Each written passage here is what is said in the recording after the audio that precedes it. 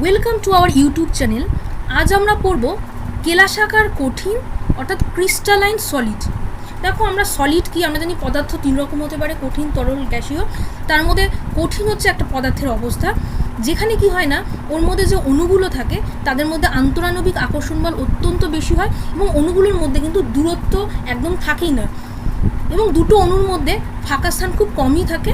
এবার যে কঠিন পদার্থ থাকে তাদের অণুগুলো একটা নির্দিষ্ট জায়গায় আবদ্ধ থাকে, খুব একটা, তারা কখনোই কিন্তু স্থান পরিবর্তন করে না অণুগুলো। এটা আমরা জানি কঠিনের সাধারণ বৈশিষ্ট্য।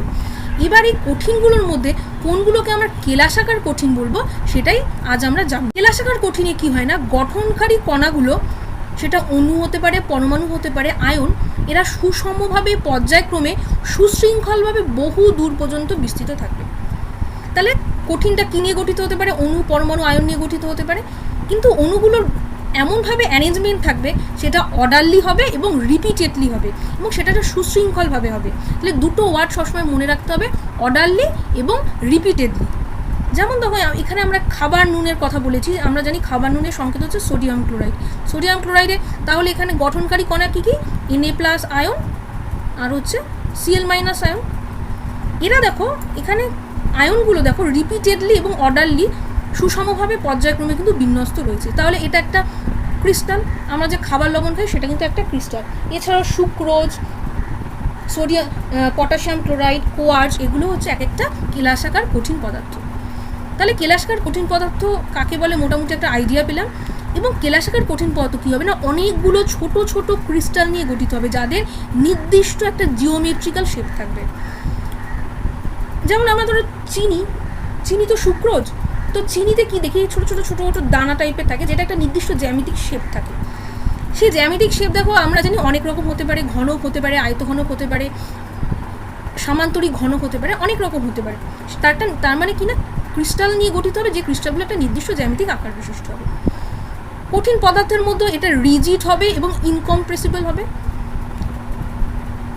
অর্থাৎ কণাগুলো কী হয় না, যে গঠনকারী যে কণাগুলো সেটা নির্দিষ্ট স্থানে কিন্তু আবদ্ধ থাকবে এবং এগুলোকে কখনোই কিন্তু, কঠিন পদার্থগুলোকে কিন্তু কখনোই কিন্তু সংকোচন করা যায় না, সংকুচিত করা যাবে না। সংকুচিত করতে গেলে চাপ প্রয়োগ করলে কিন্তু সেটা ভেঙে যাবে। কেলাসাকার কঠিন পদার্থ একটা নির্দিষ্ট গলনাঙ্ক বিশিষ্ট হবে, একটা শার্প মেল্টিং পয়েন্ট থাকবে এবং তার গলনের লিনতাপও কিন্তু নির্দিষ্ট হবে। গলনের লিনতাপ মানে হচ্ছে হিট অফ ফিউশন, সেটাও কিন্তু একটা নির্দিষ্ট হবে। আরেকটা যেটা অন্যতম বৈশিষ্ট্য, যে কেলাসাকার কঠিন বা ক্রিস্টালাইন সলিডগুলো কিন্তু অ্যানাইসোট্রপিক হয়, অর্থাৎ এদের যে ভৌত ধর্মগুলো আছে সেটা তাপীয় রোধ বা তাপীয় পরিবাহিতা বা প্রতিসরাঙ্ক, এরা কিন্তু পরিমাপের অভিমুখের উপর নির্ভর করবে। আমরা কিভাবে পরিমাপ করছি ভৌত ধর্মগুলো, কোন ডিরেকশন থেকে পরিমাপ করছি তার উপর কিন্তু এর ভৌত ধর্মগুলো নির্ভর করবে। পরিমাপ যদি আলাদা হয়ে যায় তাহলে কিন্তু এর ভৌত ধর্মগুলো, যেমন রোধ, পরিবাহিতা, এগুলোও কিন্তু আলাদা হয়ে যাবে। যেমন এখানে একটা টু ডাইমেনশনালি ক্রিস্টাল দেখার চেষ্টা করেছি। দেখো, যে ক্রিস্টালগুলো দু রকমের কণা দ্বারা গঠিত, একটা দেখো ব্লু কালার দিয়ে দেখিয়েছি কণা, একটা রেড কালার, দু ধরনের কণা দ্বারা গঠিত।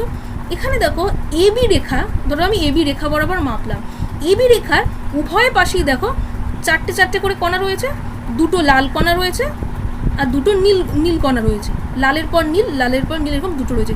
সিমিলারলি এবির এই পাশে যেমন হচ্ছে ওই পাশেও দেখো দুটো নীল কণা রয়েছে, দুটো লাল কণা রয়েছে। তার মানে এবি রেখার দুপাশে যে দু রকমের যে কণা দিচ্ছি সেটা কিন্তু সম পরিমাণে রয়েছে, সম সংখ্যায় রয়েছে।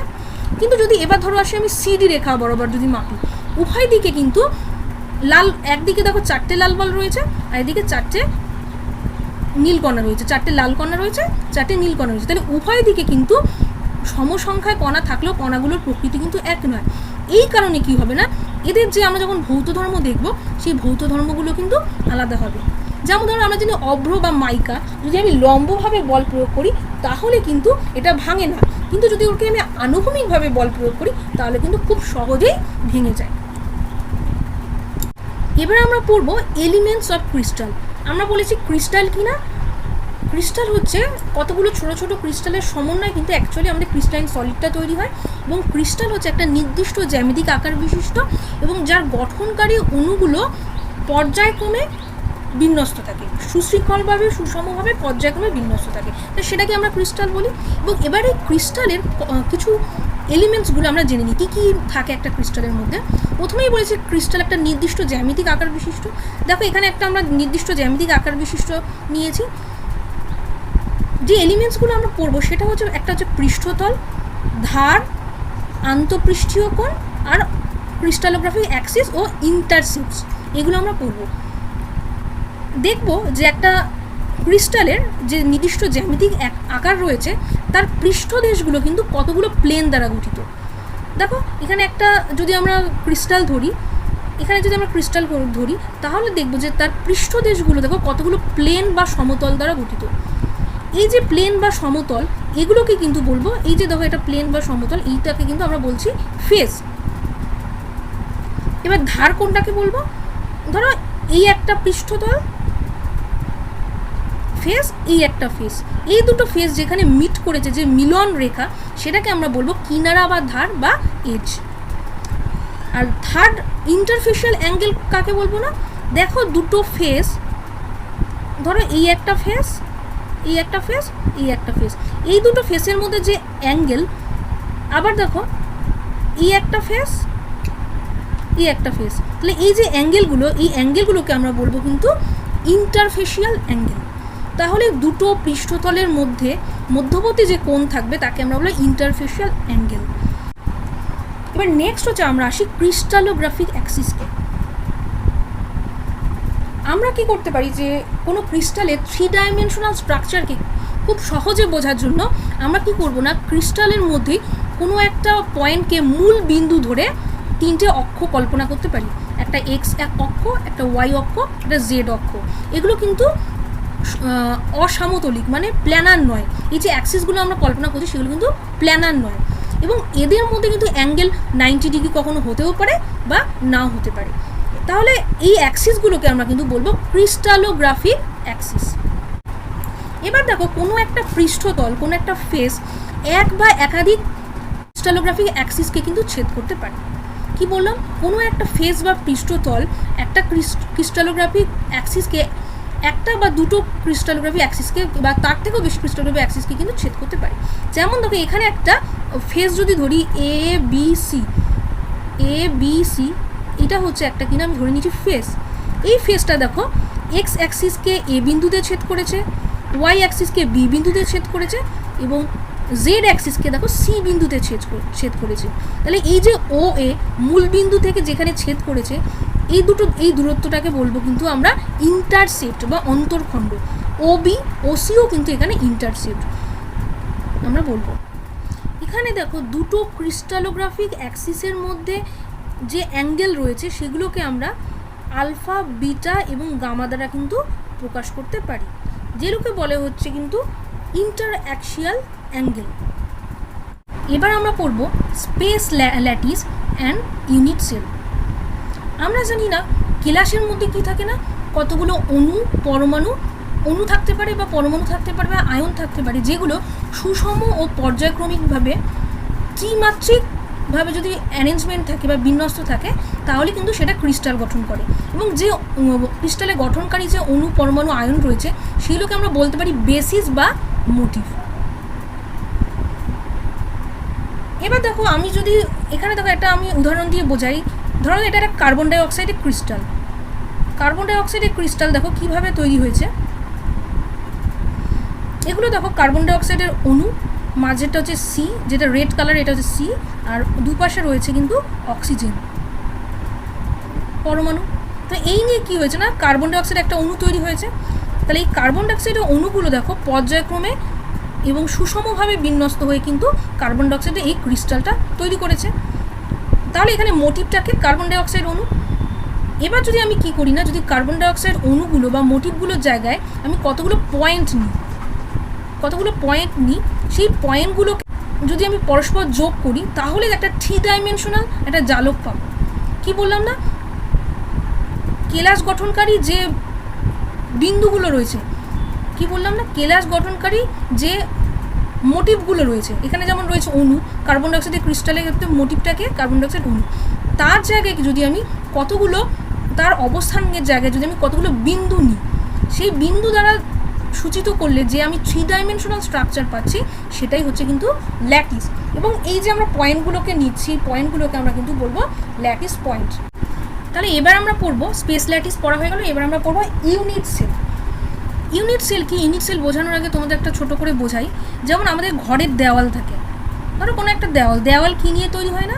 ছোট ছোট অসংখ্য ইট নিয়ে তৈরি হবে।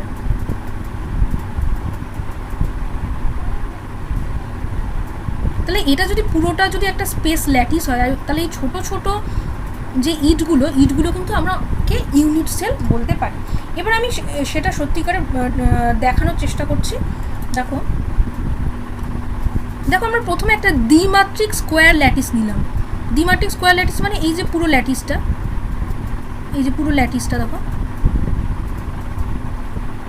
আমি যদি পুরো ল্যাটিসটা ধরি তাহলে কিন্তু এটা একটা স্কোয়ার ল্যাটিস। দেখো পুরোটা জয়েন করার চেষ্টা করছি, দেখো এটা হচ্ছে একটা স্কোয়ার ল্যাটিস। এবার দেখো এই স্কোয়ার ল্যাটিসের মধ্যে আমি যদি কতগুলো প্যাটার্ন দেখি, দেখো এ হচ্ছে একটা প্যাটার্ন, এটা তো একটা স্কোয়ারের মতো, বি একটা প্যাটার্ন, সি একটা প্যাটার্ন, ডি একটা প্যাটার্ন। তাহলে এগুলো হচ্ছে একটা প্যাটার্ন। আমি 4টে প্যাটার্ন এখানে লক্ষ্য করি।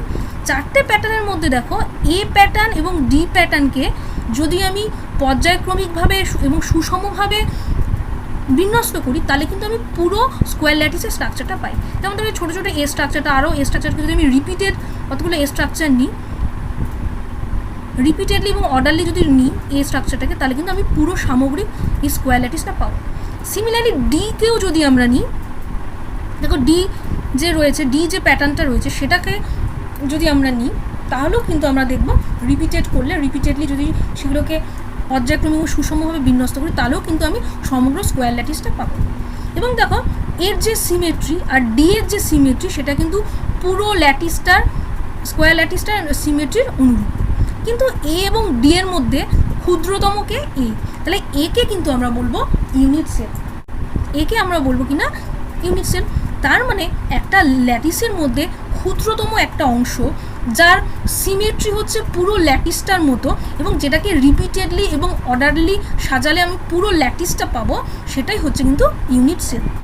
এবার আমরা একটা ত্রিমাত্রিক ল্যাটিস নিই। অ্যাকচুয়ালি আমাদের যে ল্যাটিসগুলো হয় সেগুলো তো 3 ডাইমেনশনালি হয়। যদি আমরা একটা ত্রিমাত্রিক ল্যাটিস নিই, যে কোনো ত্রিমাত্রিক ল্যাটিস করে, ধরো এই একটা ত্রিমাত্রিক ল্যাটিস, এই পুরো ল্যাটিসটা দেখো বোঝার চেষ্টা হচ্ছে, এটা 3 ডাইমেনশনালি একটা ল্যাটিস।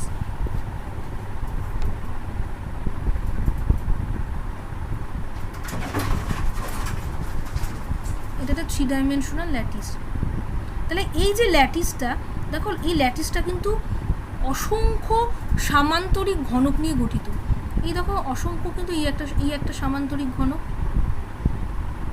এরকম অসংখ্য কিন্তু সামান্তরিক ঘনক নিয়ে তৈরি হবে। এই সামান্তরিক ঘনকগুলোর মধ্যে যেটা সব থেকে ক্ষুদ্রতম হবে এবং আরেকটা কিনা যার প্রতিসাম্য বা সিমেট্রি পুরো ল্যাটিসটা সিমেট্রির অনুরূপ হবে এবং যেটা রিপিটেডলি এবং অর্ডারলি সাজালে আমি সমগ্র ল্যাটিসটা পাবো, সেটাকে কিন্তু আমরা বলবো ইউনিট সেল। তাহলে এখানে দেখো এই অংশটা হচ্ছে কিন্তু একটা ইউনিট সেল, ক্ষুদ্রতম ঘনক এটা, তাই এটা হচ্ছে ইউনিট সেল। ইউনিট সেল কি সেটা তো আমরা জানলাম। এবার আমরা পড়বো ইউনিট সেলের কিছু বৈশিষ্ট্য সূচক রাশি, কিছু ক্যারেক্টারিস্টিক কোয়ান্টিটিস আমরা পড়বো, যার দ্বারা আমরা কোনো একটা ইউনিট সেলকে আইডেন্টিফাই করতে পারি। ইউনিট সেলে এরকম হচ্ছে 6টা রাশি রয়েছে যার দ্বারা আমরা কোনো ইউনিট সেলকে কিন্তু আইডেন্টিফাই করতে পারবো। সেই 6টা রাশি কি কি? 3টে হচ্ছে এজ লেন্থ, এই 3টে হচ্ছে এজ লেন্থ, আর 3টে হচ্ছে অ্যাঙ্গেল। 3টে এজ লেন্থ কি না, এক্স ও ওয়াই জেড বরাবর ইউনিট সেলের যে ধার রয়েছে, ধরো এটা হচ্ছে এক্স অ্যাক্সিস, এটা হচ্ছে ওয়াই অ্যাক্সিস, আর এটা হচ্ছে জেড অ্যাক্সিস। তাহলে এক্স অ্যাক্সিস বরাবর দেখো, এক্স অ্যাক্সিস বরাবর যে ধার রয়েছে, ইউনিট সেলে যে ধার রয়েছে, এই যে অংশটা, এইটা বা এই ধারটা, এটাকে আমরা বলবো কিন্তু এ।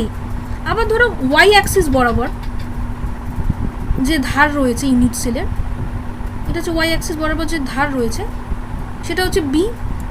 আবার দেখো জেড অ্যাক্সিস বরাবর ইউনিট সেলের যে ধার রয়েছে সেটাকে আমরা সি দ্বারা সূচিত করছি। তাহলে এ বি সি হচ্ছে কিন্তু edge length along x y z Axis.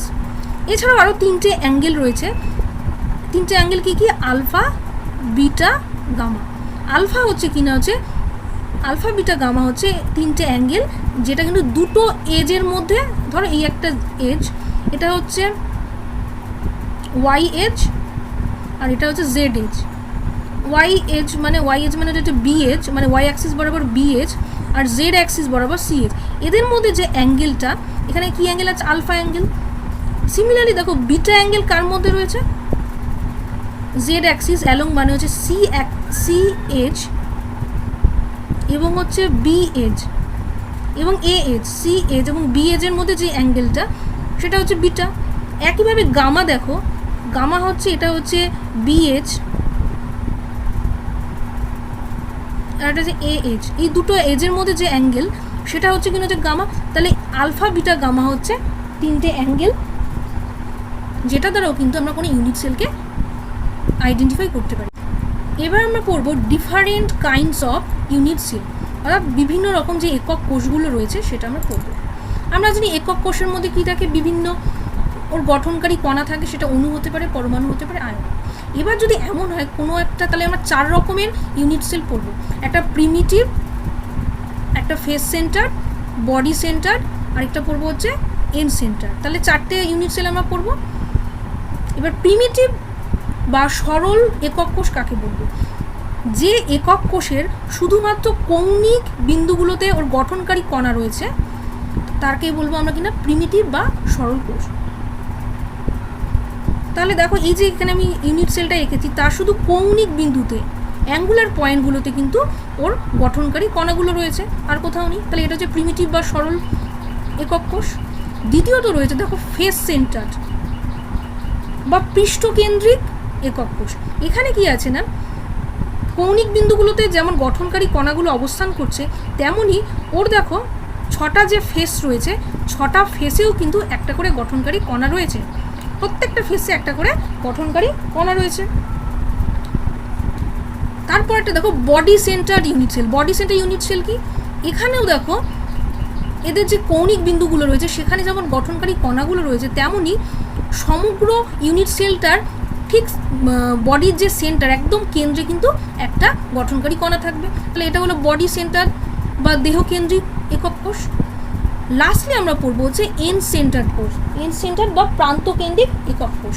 এখানে কি হয়েছে না, কৌণিক বিন্দুগুলোতে যেমন গঠনকারী কণা রয়েছে, একক কোষের কৌণিক বিন্দুগুলোতে গঠনকারী কণা রয়েছে, এছাড়াও দুটো বিপরীত সমান্তরাল পৃষ্ঠে দেখো গঠনকারী কণাগুলো রয়েছে। তাহলে এটাকে বলবো আমরা এন্ড সেন্টার্ড ইউনিট সেল। এবার আমরা পড়বো ক্লাসিফিকেশন অফ ক্রিস্টাল। আমরা জানি যে ত্রিমাত্রিক যে ল্যাটিস থাকে সেগুলো কতগুলো ঘন সামান্তরিক একক কোষ নিয়ে তৈরি, এবং এই একক কোষগুলোর বা ইউনিট সেলগুলোর যে ধার কিনারার দৈর্ঘ্য রয়েছে, অর্থাৎ XY Z অক্সিস বরাবর যে কিনারা দৈর্ঘ্য রয়েছে এবং তাদের যে ইন্টারফেশিয়াল অ্যাঙ্গেল রয়েছে, সেগুলোর উপর বেস করে কিন্তু এই 6টা প্যারামিটার উপর বেস করে কিন্তু আমরা ক্রিস্টালকে 7টা ভাগে ভাগ করতে পারি। একটা হচ্ছে কিউবিক ক্রিস্টাল, টেট্রাগোনাল, হেক্সাগোনাল, ট্রাইগোনাল, অর্থরম্বিক, মোনোক্লিনিক এবং ট্রাইক্লিনিক। এই 7টা ভাগে আমরা ভাগ করতে পারি। দেখো এই কটা 7টা যে ক্রিস্টাল রয়েছে তার মধ্যে সব থেকে বেশি সিমেট্রিক কার আছে না, কিউবিক, ঘনকাকার ইউনিট সেলের।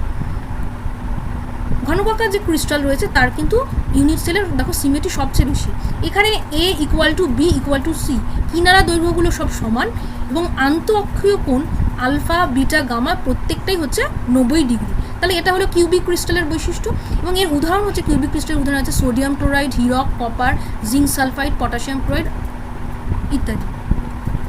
সেকেন্ডলি আছে দেখো টেট্রাগোনাল ক্রিস্টাল। হচ্ছে টেট্রাগোনাল ক্রিস্টালের ক্ষেত্রে কি সিমেট্রি আমরা দেখবো না, এখানে দেখবো আলফা বিটা গামা অর্থাৎ ইন্টারফেশিয়াল যে অ্যাঙ্গেলগুলো সেগুলো কিন্তু প্রত্যেকটা 90 ডিগ্রি, ঘনকাকারের মতোই, কিন্তু এখানে দুটো এজ লেন্থ সমান, A = B but not equal two C, B এবং C কিন্তু সমান নয়।